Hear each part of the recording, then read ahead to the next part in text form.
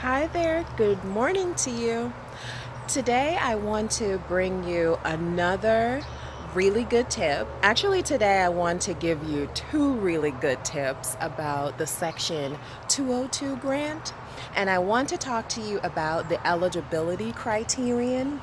And I also want to talk to you about what you can actually spend the money on and how you can break it out. There are two categories of expenses that under those categories of expenses you have individual line items, and I will talk to you about those a little later in this video. I'll try to keep this video brief. So the first thing I want to talk to you about are the eligible applicants for the Section 202. So eligible applicants are 501c3 from the IRS. You must have your letter certificate from the IRS with your 501c3. If you are also a 501c4, you can apply. A lot of housing authorities have their 501c4. They can also apply. But listen, this grant is due, the Section 202, which provides up to $5 million for you to purchase, build. If you already have a development and you want to renovate it or rehabilitate it, they use a term called reconstruction. So if you want to reconstruct a building, reconstruction means the building is there, but it's extremely dilapidated, and so you have to introduce new materials to this building to get it into a livable state where they will allow it to be a Section 202 property. You can do those things with the money. You can buy, build, renovate, reconstruct, rehabilitate. Okay, that's what you can spend it on. So back to eligible applicants. Eligible applicants are Section 501c3, letter from the IRS, and also you can be a 501c4. You can have that designation from the IRS. Remember, you can get this designation before the due date. The due date is August the 28th. You can, if you say you're a housing authority and you want to apply for this, which I know a lot of housing authority wants to apply for this, but because they don't have their 501c3 or because they don't have their 501c4, they believe they cannot apply for it. Get with your lawyer and have your lawyer apply for that status, and you can apply. You are the most appropriate applicant. Housing is your business, and you take care and provide housing for elderly people, disabled people, and the Section 202 is for the elderly, and sometimes the elderly comes with disabilities. And so you are the favored applicant type with that designation. So get your designation, get your lawyer to create that designation for you, and do not put obstacles in your way to go after it. The next thing that I want to talk about is what you can spend the money on. So they want you to have a total development cost, TDC. So they have provided a listing of development costs for you.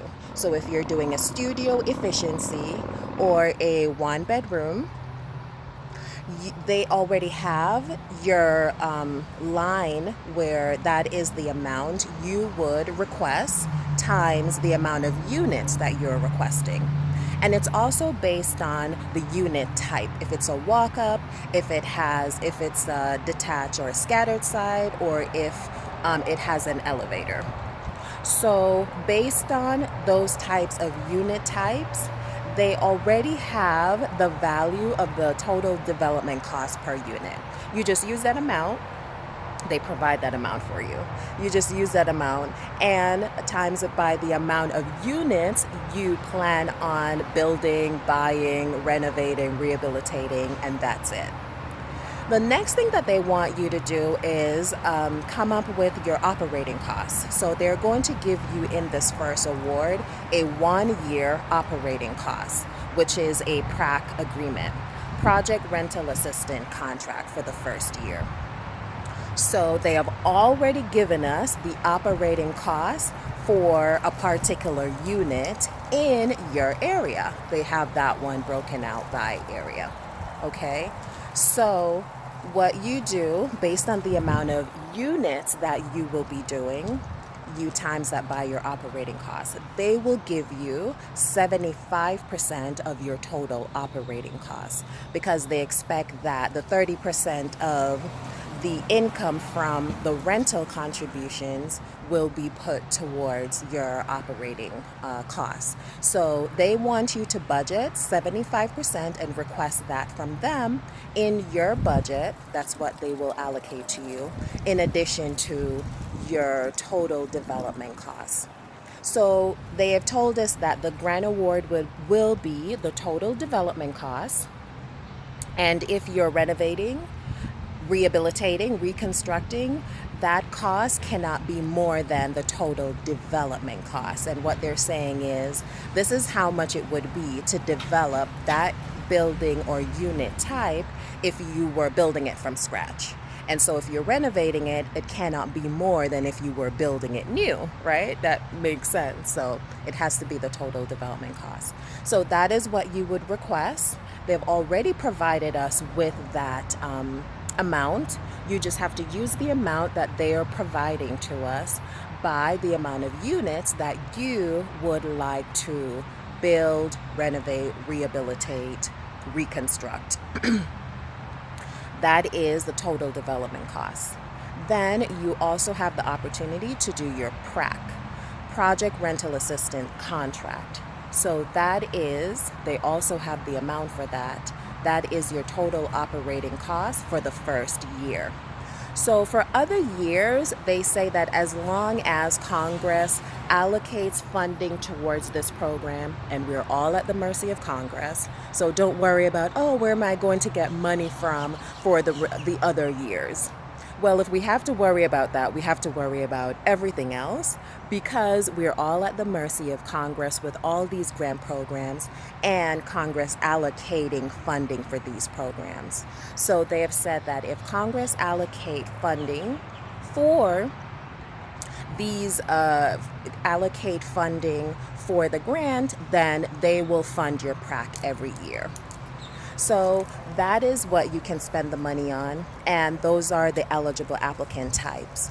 Eligible applicant type is a 501c3 certificate from the IRS and also a 501c4 certificate from the IRS. If you don't have your certificate and you are a housing provider, which means you are the preferred applicant, but you don't have that designation yet, you don't have your letter, apply. Get with your lawyer and apply to get your 501c3 and your 501c4. The grant due date is August the 28th. This is months away. So you can get your certification done and apply, right? So get started on your application. This is a funding opportunity of a lifetime. So do not miss it, especially if you are in an area with affordable housing shortage.